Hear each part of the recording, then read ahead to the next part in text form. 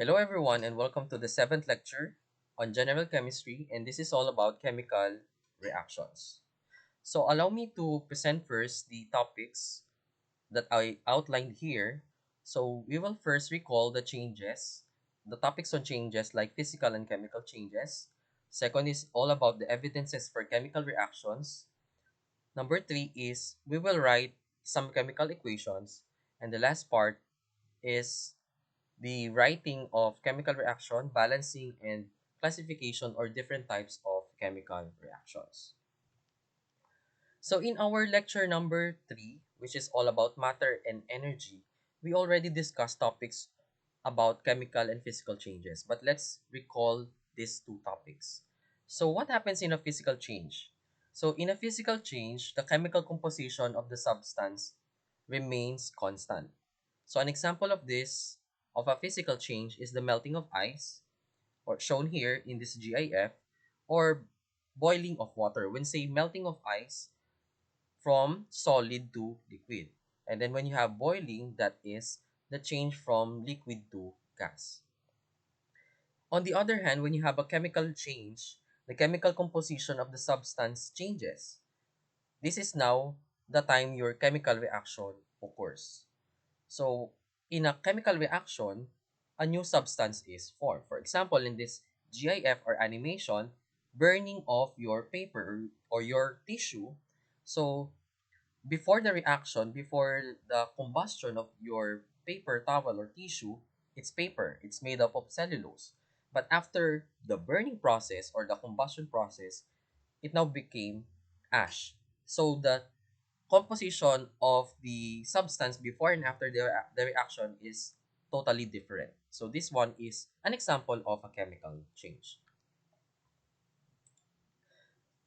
So I also discussed this in that same lecture, lecture number 3, some evidences for chemical reaction.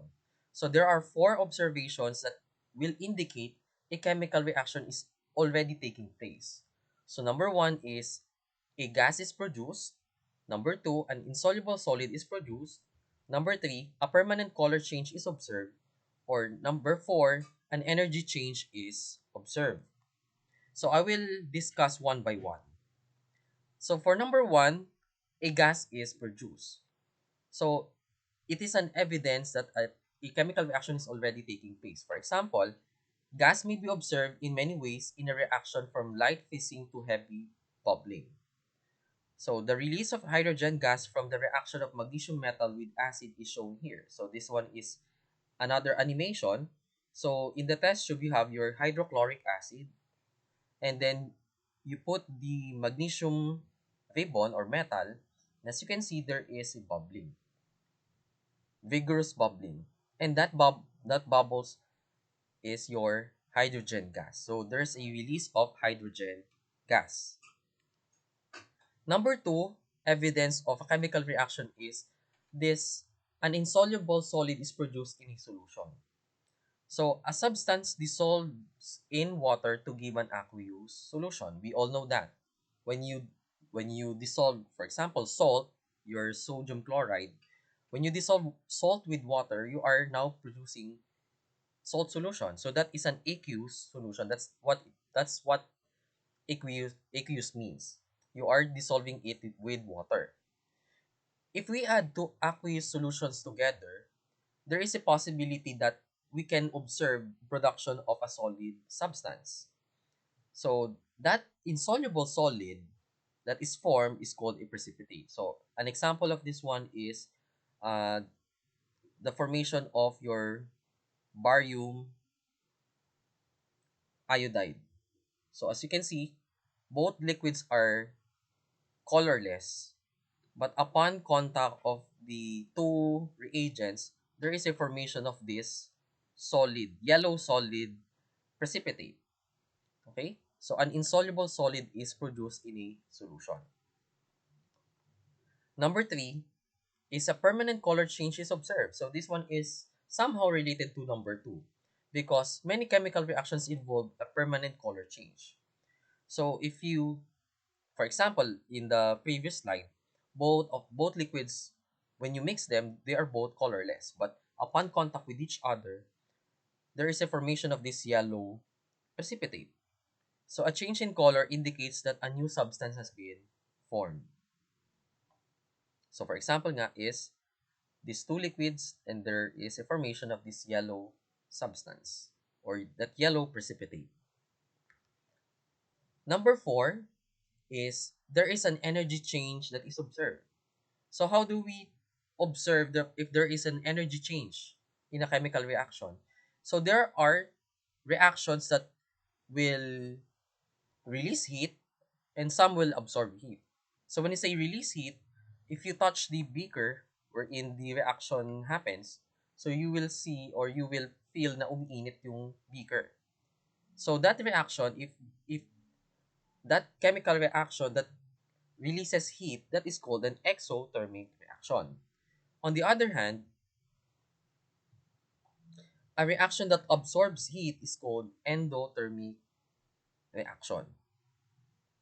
So an example of heat energy change in a chemical reaction are heat and light being given off. For example, I think this is a reaction of any alkali metal, so such as sodium, potassium, or rubidium, it could be cesium or francium. So those elements react with water. So as you can see, there is vigorous reaction. There's a formation of this light and intense smoking. So that is an example of an energy change that is being observed while the reaction is happening. Okay.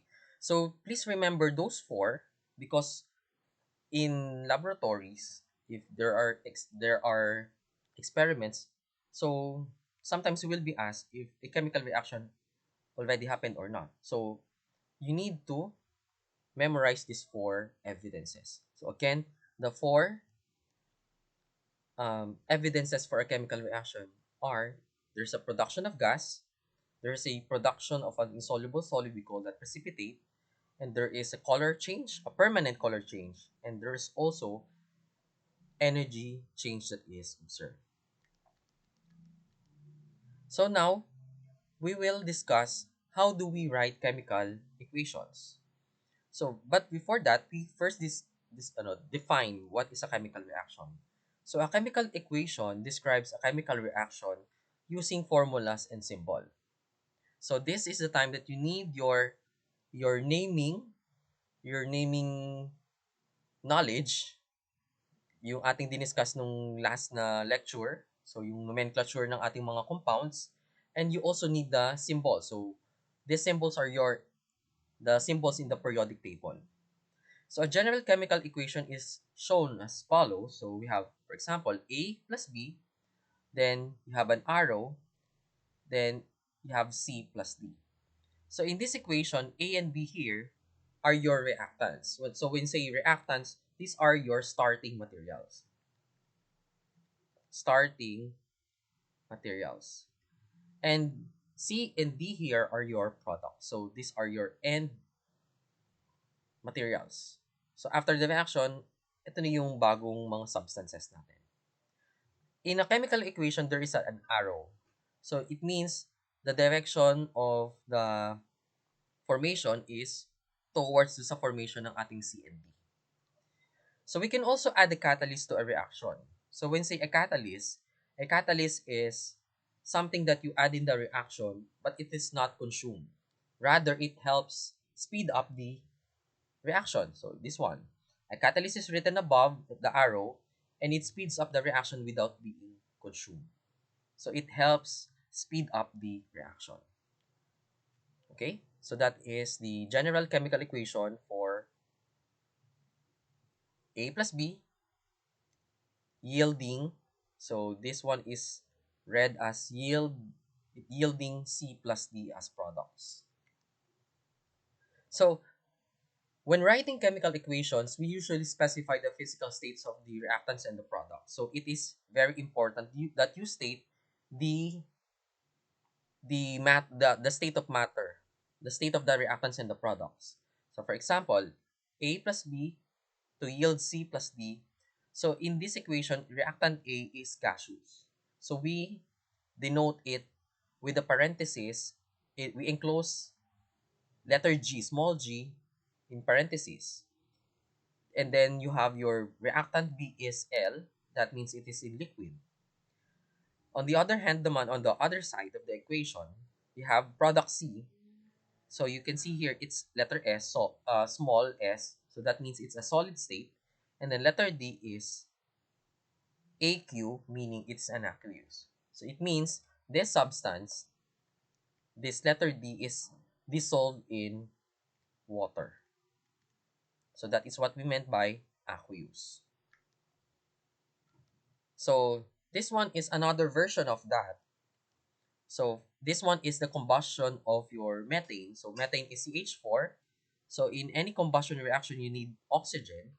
So the chemical equation is CH4 plus 2 oxygen gas to yield carbon dioxide and water. So dapat medyo magaling na kayong mag-naming ng inyong mga compounds here.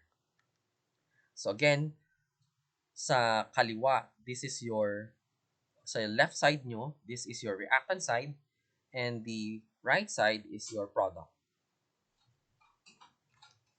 So in a chemical reaction, as you can see here, there are numbers before the substance and there are numbers that are written smaller. So the number before the substance, for example, 2O2, the number 2 here is the coefficient. The smaller number in O2, that is called the subscript. So this subscript will tell you how many oxygen are there. For example, oxygen gas is usually diatomic. So when say diatomic, it usually comes in pair. So mayroon, dapat ang oxygen, mayroon siyang another oxygen. So magkapare sila. So later on kasi may significance yung coefficient na yan.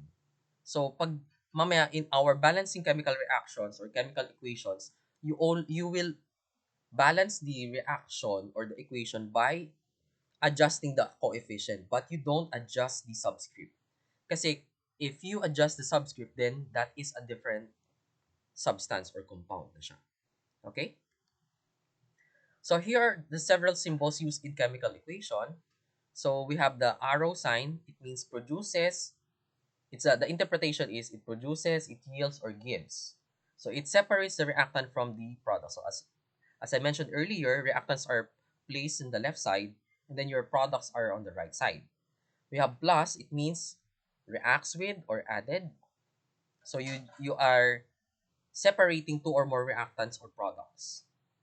If you have an arrow with a triangle, so that means heat is catalyst for the reaction. So it means you need to supply heat. Then we have arrow with an element. So it means, like, for example, this one is Fe, this is an iron. So iron is a catalyst for the reaction. Nr, this is usually placed sa product side. So if there are reactions or equations with Nr sa product side, it means no reaction.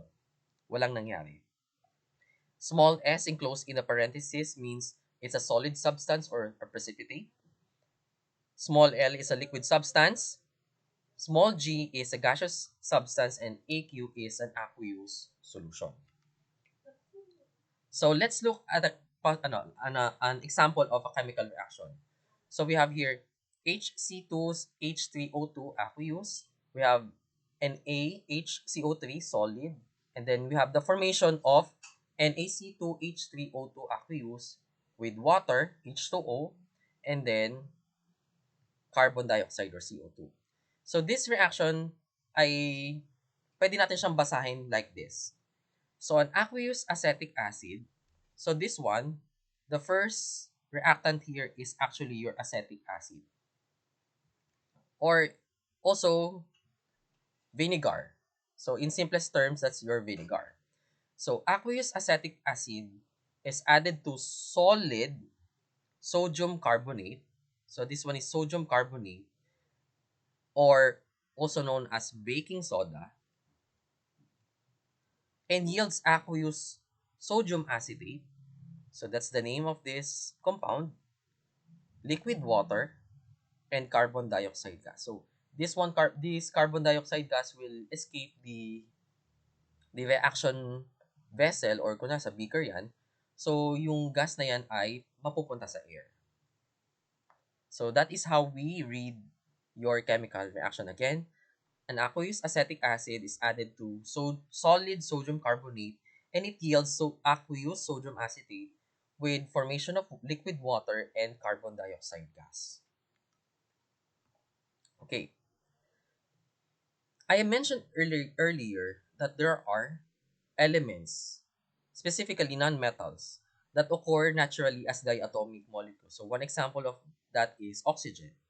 So kasama dito sa mga diatomic molecules natin, yung ating hydrogen, nitrogen, halogens like fluorine, chlorine, bromine, and iodine. So usually they come in pairs. So that is what we meant by diatomic. So magkapares. Dalawa lagi. So these elements are written as diatomic molecules when they appear in chemical reaction. What is meant by that? If itong mga to, itong hydrogen, nitrogen, oxygen, and our halogens participate in a reaction, they are usually diatomic. So, lagi natin silang isusulat na dalawa. Yun yung ibig sabihin ng subscript. We have two here, meaning dalawang hydrogen, that is your hydrogen gas. Okay? Now, let's go to balancing chemical equation. So, may mga guidelines na kailangan natin sundin kapag nagbabalance tayo ng chemical equation. So, when we write a chemical equation, the number of atoms of each element must be the same on both sides of the arrow. So, there's a term here, it should be the same on both sides of the arrow or yung reactant side and the product side. This is just a reiteration of yung tinatawag natin na law of conservation of law of conservation of mass. Dapat ay yung ating starting materials ay equal lang dun sa end products natin. So this is called a balanced chemical equation. So kapag the number of atoms sa reactant side and the product side ay parehas, then that is called balance. So we balance chemical reactions by placing a whole number coefficient in front of each substances. So yun yung sinasabi ko kanina, di ba? Yung 2O2. So the 2 before the oxygen gas, that is the coefficient. So a coefficient multiplies all subscript in a chemical formula. For example, meron kang tatlong water molecule. So 3H2O. So dito sa tatlong water molecules na to, it means meron kang 6 na hydrogen atoms because you have 3 times 2 for H, then you have 6. And then, yung oxygen natin, di ba, sa kada water molecule may isang oxygen. If you have 3 water molecules, then you have 3 oxygen atoms. So, minumultiply natin yung coefficient with the subscript to get the total number of your atoms. So, here are some other guidelines for balancing equation. So, before placing a coefficient in the equation, you always check if the formula or the chemical formula are correct. Kasi if you start with the wrong chemical formula, even though maglagay ka doon ng coefficient, it's still wrong. So never ever change the subscript in a chemical formula to balance a chemical equation. So I mentioned earlier na if you change the subscript, then that is another compound. That is different, totally different. Number 3, balance each element in the equation starting with the most complex formula. And then last is balance polyatomic ions as a single unit if it appears on both sides of the equation. So don't worry, we'll give some examples of this one. The coefficients must be whole number. So hindi dapat ito fraction. If in case you got a fraction, you need to multiply it. You need to multiply the whole equation by the denominator to get the whole number. For example, in the reaction, hydrogen gas reacts with 1/2 oxygen gas to produce 1 water molecule, which is liquid. So we have here a coefficient na 1/2 for oxygen. So we need to get rid of this fraction. So we will multiply the whole equation by 2. So, di ba? The denominator here is 2. So we multiply the whole equation by 2. So in that case, so madidistribute yung 2. So we have 2H here, which is gas. Then we have 1 oxygen gas to produce 2 water molecules in liquid state. So after balancing the equation, you always check. So check if it's tama, kung tama ba yung same number of atoms natin of each element on both sides of the equation. For example nga, in this particular example, ito yung gagamitin natin, this will be the basis. We have 4 hydrogen atoms sa reactant side. So let's also check if there's 4 hydrogen atoms sa product side. So we have 2 times 2 here for hydrogen, so we have 4. Then sa reactant side, we have oxygen, dalawa. Ito yan. So dun sa product side, meron din tayong dalawa. So we have 2 water molecules. So isang water molecule ay may isang oxygen. So 2 times 1, we have 2. So kailangan nating i-check kung balance yung number of atoms for each sides of the equation. So in the case naman that yung ating mga coefficient ay check natin, kasi for example this one, this is the reaction of hydrogen gas with bromine gas to form HBr. So according to the balanced chemical equation, you have 2 hydrogen gas reacting with 2 bromine gas to form 4 HBr. So since you have 2, 2, 4 here, these are all divisible by 2. So pwede pa natin siyang i-simplify. So we will divide the whole equation by 2. So that means itong 2H2 dito will just become H2, which is in gaseous form. Tapos yung 2Br2 natin, Br2 na lang. And then, dahil yung 4 dito, divide natin siya with 2, so we have 2HBr. So, kailangan kasi ay, sinasabi dito, smallest whole number, yung ratio ng mga coefficients natin. So, you do this if and only if your coefficients are divisible. So, you can divide the coefficients, the coefficients by a common factor. So, after nun you always do the checking.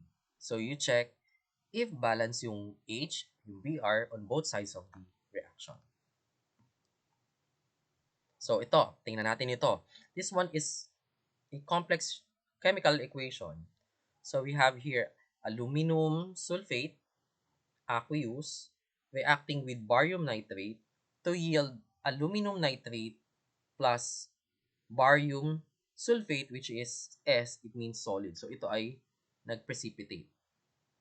So, paano natin siya ibabalance? So, on the right side of the equation, there is just one SO4 here. But doon sa ating reactant side, may tatlo. So, itong tatlo na to, kailangan natin siyang i-balance out. So, we just place a 3 in the front of the BaSO4. So, we'll write it here.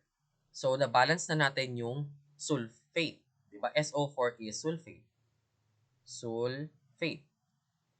Ngayon, yung ating barium naman ay naging tatlo.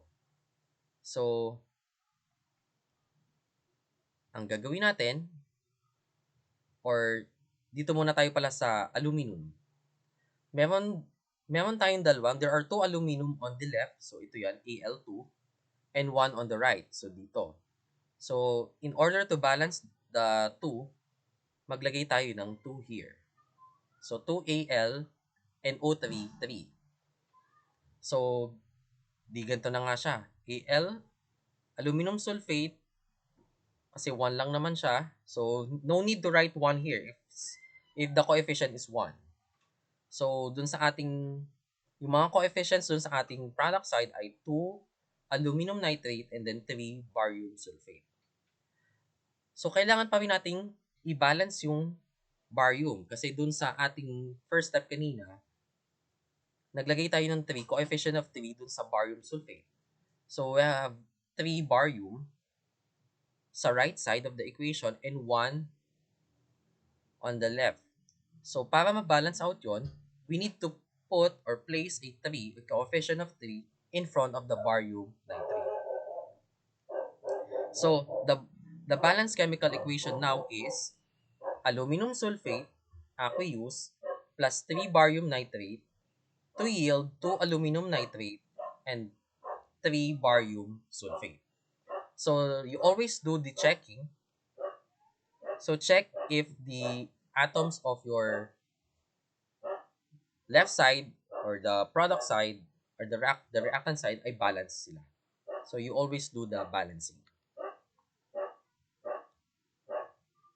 So, mahalagang aspect yung balancing of chemical equation because after this lecture, we will deal with the mathematical aspect of chemistry. So, ito yung may mga chemical reactions and we need to to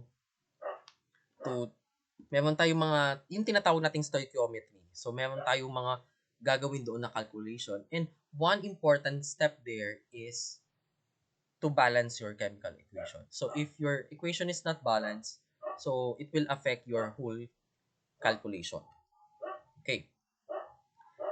So, now is the time that we will classify your chemical reaction. So, we can actually categorize your chemical reactions into 5. So, we have the combination reaction, decomposition, single replacement, double replacement, or a neutralization reaction. So, we will go one by one kung ano ba ibig sabihin ng mga ito. So, we'll start with the combination reaction. So, a combination reaction is a reaction in which a simpler substance are combined into a more complex compound. So, from the word itself, combination, we will just combine your reactants. So, a combination reaction is also called a synthesis reaction. So, the general equation is shown here. You have A plus B to yield letter C. So, you have here 2 reactants and you have just 1 product. So, meron tayong mga iba't ibang klase ng combination reactions pa. So, the first one is the reaction of a metal with oxygen. The other one is the reaction of a nonmetal with oxygen. And the third one, which is, I think it's familiar with you, the reaction of a metal and a nonmetal. So let's look first with the reaction of metals with oxygen. So we are under combination reaction. So when a metal is heated with oxygen gas, a metal oxide is produced. So the general equation is shown here. A metal reacts with oxygen gas to form this metal oxide. So an example of this is your magnesium metal.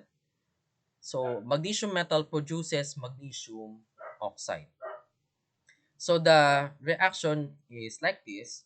You need 2 magnesium solid reacting with oxygen gas in the presence of heat to form your magnesium oxide. So this one is called magnesium oxide. Shown here is a GIF for that reaction. So magnesium, when it burns, it produces a very bright white light na nakaka-blinding siya, yung blinding yung effect. So that is the appearance of your magnesium when it's burning. On the other hand naman, if you have a nonmetal reacting with an oxygen, so this time you are now creating a nonmetal oxide. So, an example of a nonmetal here is sulfur. So, sulfur reacts with oxygen to produce sulfur dioxide gas. So, as you can see here, this is an animation. So, sulfur is a yellow substance. And then, it reacts with oxygen gas.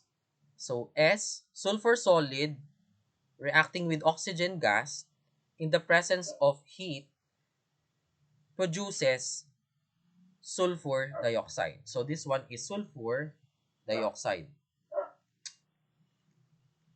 So yung isang notable sa sa burning ng sulfur is when it reacts with oxygen, it produces a blue line, blue flame. Okay? So last sa ating combination reaction is a reaction between a metal and non-metal. So sa ating mga previous na discussion, if a metal reacts with a non-metal, this gives rise to an ionic compound. So metal plus non-metal produces an ionic compound. So an example of that is lithium, a metal. Lithium reacts with bromine gas to produce lithium bromide. So lithium is solid, bromine gas is one of the reactant. You need heat to produce your lithium bromide, which is solid. So when a main group metal reacts with a non-metal, the formula of the ionic compound is predictable. So ano ibig sabihin nito? If you can still remember our discussion on the representative elements or transition metal elements, so yung representative elements natin, yung ating first two columns, yung ating HLI, NAKRBCSFR, and yung BE, MGCS, SRBA, and RA. So yung mga yon, if that reacts with a non-metal, so naprepredict natin yung formula ng ionic compound. But if the compound contains a transition metal, so ito yung mga elements in the middle of your periodic table, the formula is not predictable kasi there are many possible compounds na mapoproduce mo. Okay. So again, for a combination reaction, you are just combining two or more reactants. So ang ating product ay laging isa lang. So second type of reaction, this is called decomposition reaction. So parang this is the reverse of your synthesis reaction or your combination reaction. So in a decomposition reaction, a single compound is broken into two or more simpler substances. So an example or the general equation for that is A yielding C plus B. So pag nagde-decomposition reaction kasi tayo, we usually need heat. So heat is usually required to start a decomposition reaction. So ionic compounds containing oxygen, take note, containing oxygen often decompose into a metal and oxygen gas. So for example, an example of decomposition reaction is the heating of your solid mercury to oxide, producing mercury metal and oxygen gas. So the chemical equation is shown here. You have two mercury oxide solid to produce 2 mercury in liquid state plus oxygen gas. So this one is a GIF or animation of the decomposition of mercury to oxide. So mercury to oxide to be exact, is orange in color. So if you subject that mercury to oxide in heating, then you are producing mercury, liquid mercury, and there is a liberation of oxygen gas. So, this one is an example ng ating compounds na mayroong ionic compounds. So, it means, when say ionic compound, ito yung metal plus non-metal. So, there are cases naman na mayroong carbonate. So, when say carbonate, in our nomenclature, ito yung may mga CO3. So, metal hydrogen carbonates, so specifically HCO3 to. Ito yung hydrogen carbonate. So, metal hydrogen carbonates decompose to give a metal carbonate, water, and carbon dioxide. So, carbon dioxide is your CO2. So, ito, marirelease yan into the air. For example, nickel 2 hydrogen carbonate decomposes as follows. So, the formula for nickel 2 hydrogen carbonate is Ni HCO3, 2. So, we always start with the solid. So, solid yan. We need heat here. So, heat is needed to decompose your nickel to hydrogen carbonate. So, in the process, it produces nickel carbonate, which is solid. You have the liberation of water in liquid form. Tapos, you have the formation of carbon dioxide in gas. So, ito, nag-escape lang yan. So, metal carbonates. So, itong nickel carbonate is an example of this metal carbonate. This could further decompose. So, itong mga metal carbonates natin further decompose to give a metal oxide and carbon dioxide gas. So, for example, na iba yung ating example dito, naging calcium siya.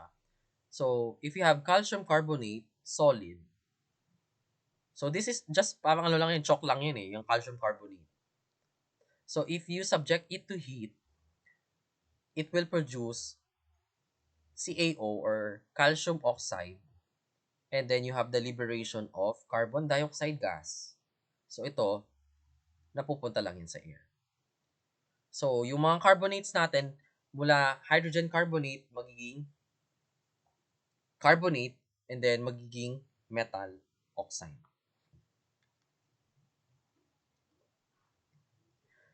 Okay. So, that is for decomposition reaction. So, pag sa decomposition reaction ay yung ating single reactant will be decomposed or will be broken down into several products. Okay. I have here a new topic na medyo naging off siya kasi this one is called the activity series.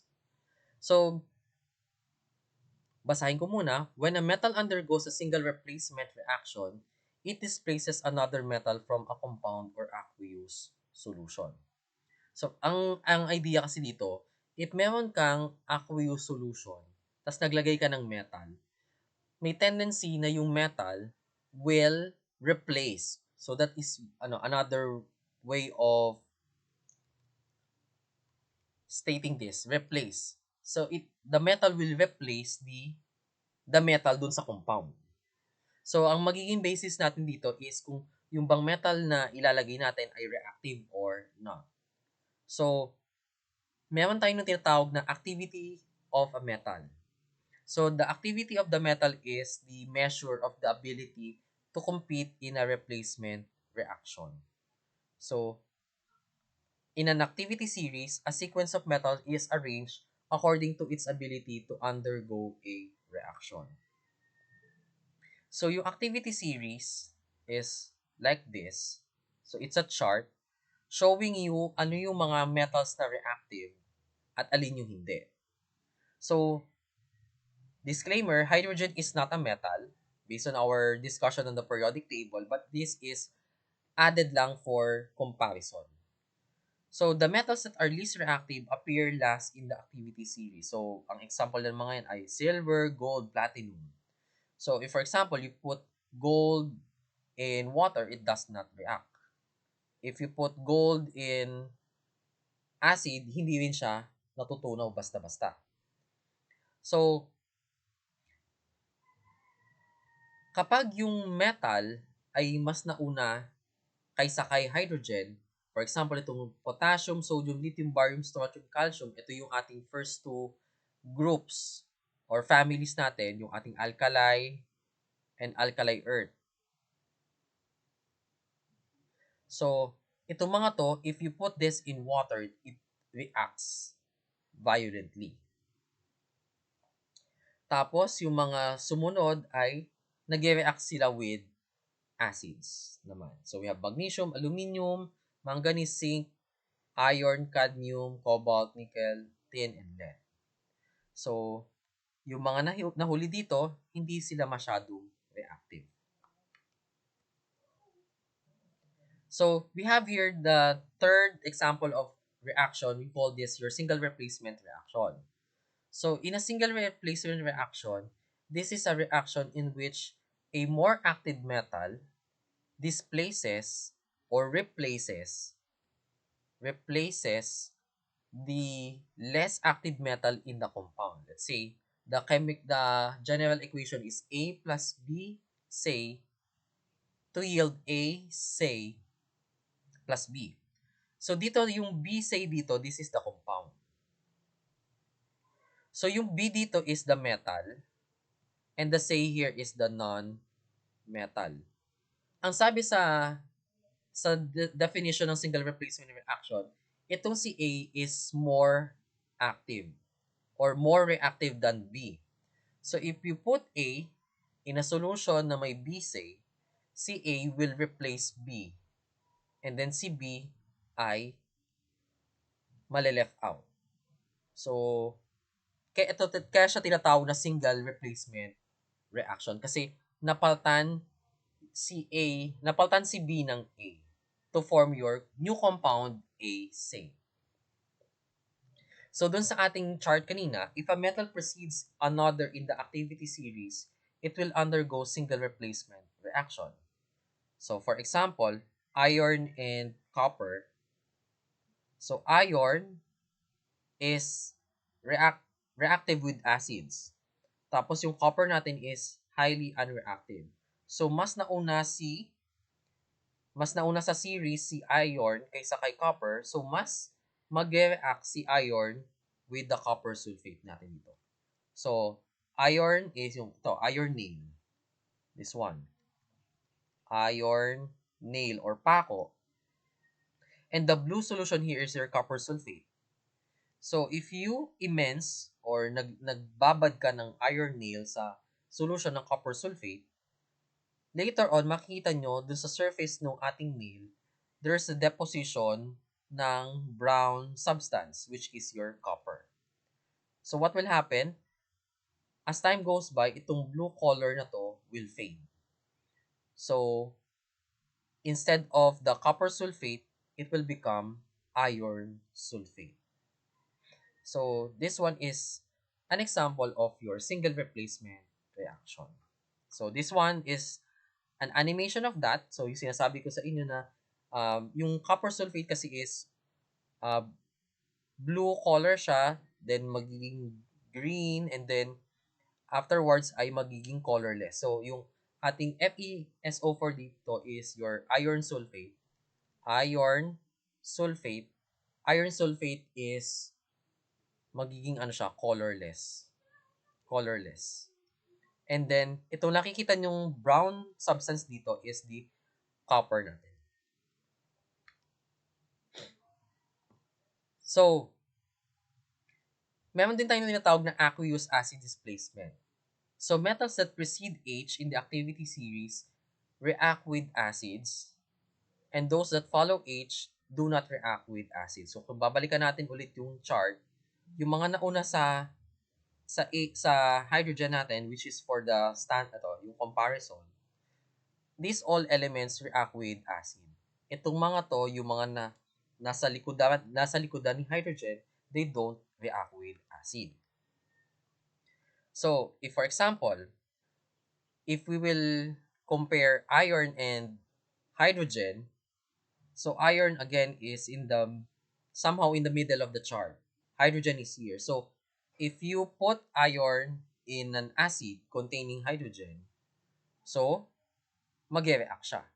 So the more active metal reacts with acid to produce hydrogen gas in an ionic compound. So an example of that reaction or equation is iron in solid reacts with 2 hydrochloric acid to form your iron chloride, and there is the formation of our gas. So ito yung sasabi kong evidences kanina ng ating mga chemical equation. However, if for example ang ating element ay gold, Au. So kung titingnan natin ulit yung ating chart, hydrogen is here, gold is second to the last. So itong si gold ay hindi siya nag-react. So it's highly unreactive. So metals less active than H show no reaction. So the symbolism is Nr. In fact, para para ma-dissolve mo ang gold, meron tayong tinatawag na aqua regia. So, itong aqua regia is a combination of HCl and nitric acid. Hydrochloric acid and nitric acid. So, there's a proper way of um, pagtitimpla ng aqua regia na makakatunaw siya ng gold. So, if hydrochloric acid lang, hindi siya kaya. If nitric acid lang alone, hindi siya kaya. So, dapat ay magkasama sila to dissolve your gold. Okay? So, this reaction shows you NR, meaning no reaction happened. So, dun sa ating chart kanina, meron tayo ng mga super reactive na mga metals. So, yung mga alkali and alkali earth metals natin like potassium, sodium, lithium, barium, strontium, calcium, they react with water. So, ang tawag natin sa kanila is yung tinatawag natin na active metals. So, active metals are a few handful of metals that are very reactive, active enough to react directly with water. So, in the reaction nila with water, they produce a hydroxide and hydrogen gas. So, for example, we have sodium, sodium metal reacting with water to produce this one is called sodium hydroxide. And there is a formation of hydrogen gas. So, same goes with calcium. So, calcium solid reacts with water to form calcium hydroxide and liberation of hydrogen gas. So, as you can see here there's a bubbling. So, the bubbling here is your H2 gas. So, paano ba natin malalaman kung yung ating compound na na-form ay soluble in water? So, meron tayong gagamitin na solubility rules. So, not all ionic compounds are soluble in water.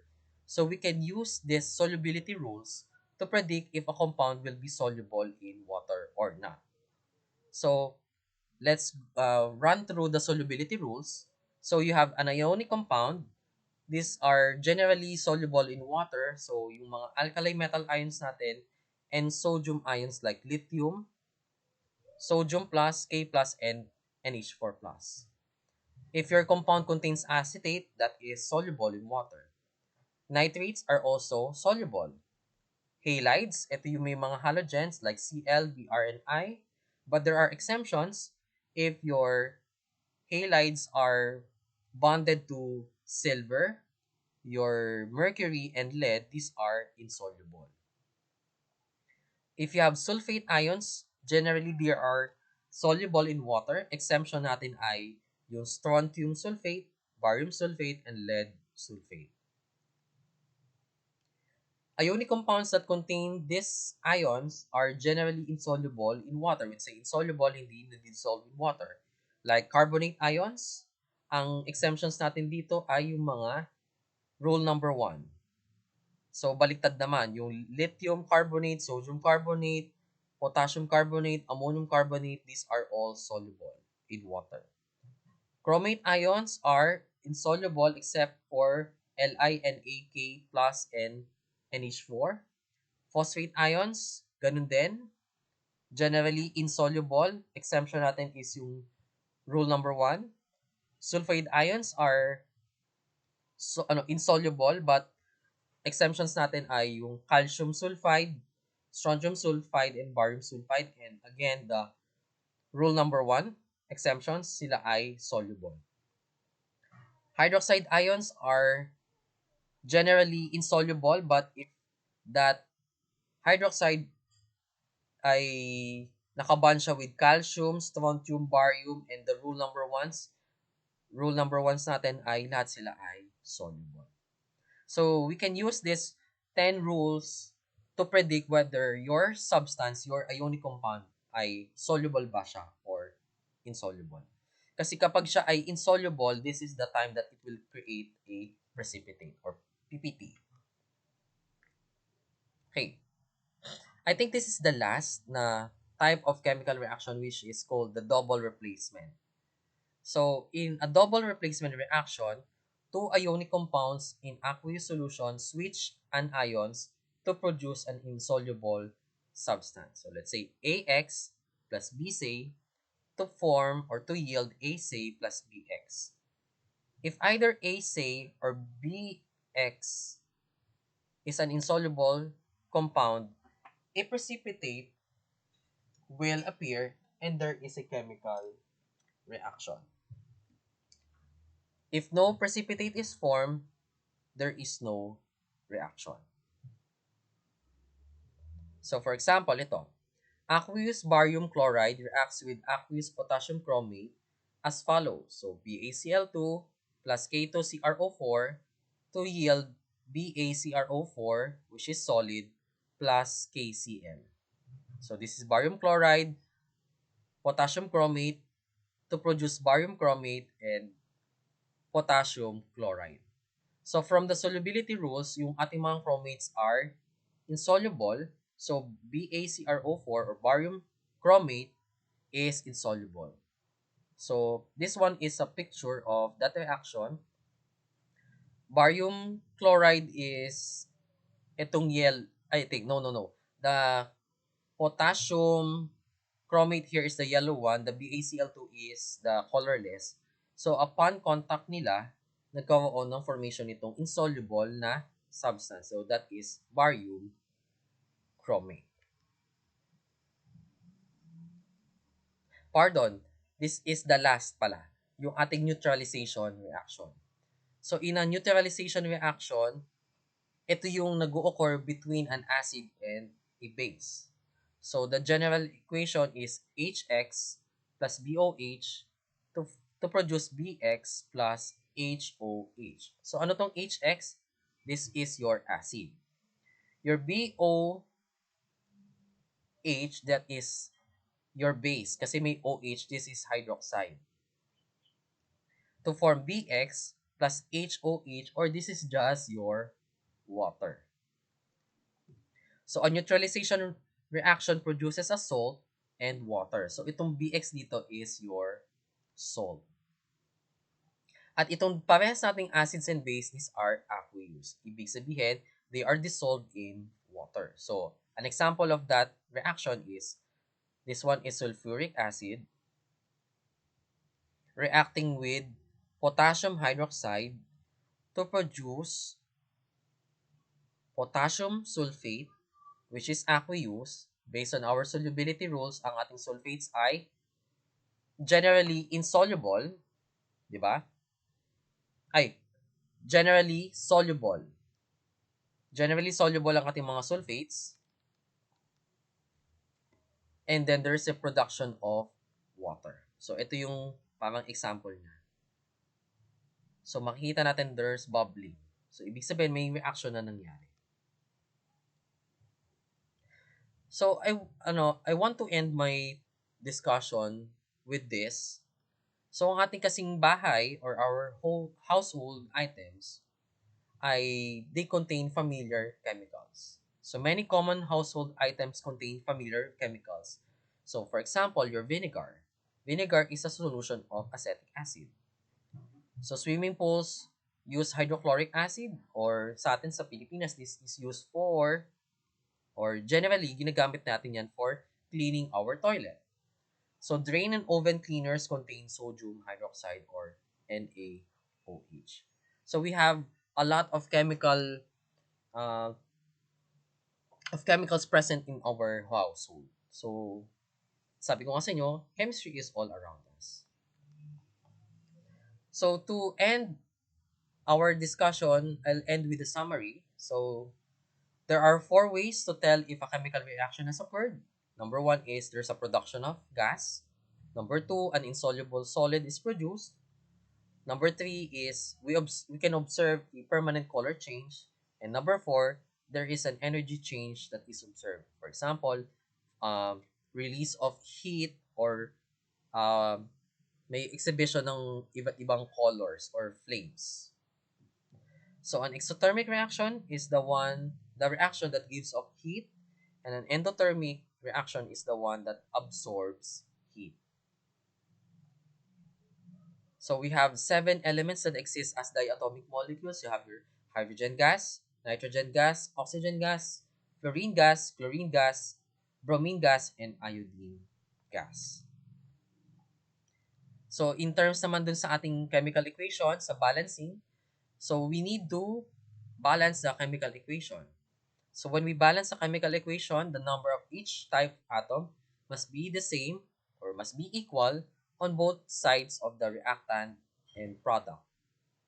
So we use the coefficient, these are the numbers in front of your compounds, to balance out the chemical reaction. So never ever change the subscript of your compound. We also discussed the 5 basic types of chemical reaction. So we have your combination reaction. You start with 2 or more reactants to form one single product. Decomposition reaction, you have a single reactant to produce several products. Single replacement reaction, your element replaces the metal. A here is a metal. It replaces letter B, a metal in the compound B, say, to produce a new compound. And then, na-form ulit natin yung metal. Double replacement reaction is just parang exchanging of partners. And last one is neutralization reaction. So, neutralization reaction is the reaction involving your acid with the base to produce a salt and the formation of water. So, in combination reaction, i-expand ko lang ulit, 2 or more smaller molecules are combined into a more complex molecule. In decomposition reaction, on the other hand, a molecule breaks apart into 2 or more simpler substances. In a single replacement reaction, a more active metal displaces or replaces a less active metal according to the activity series. Ito yung chart na pinakita ko sa inyo kanina. In a double replacement reaction, we have 2 aqueous solution producing a precipitate of an insoluble compound. So, paano natin na pre-predict yung ating kung yung ating ionic compound ba ay insoluble or soluble? We will use the solubility rules. And lastly, again, in a neutralization reaction, an acid and a base reacts with each other to produce salt and water. And usually, yung salt ay aqueous siya. So, dissolved in water. That ends our lecture discussion. Thank you very much for listening.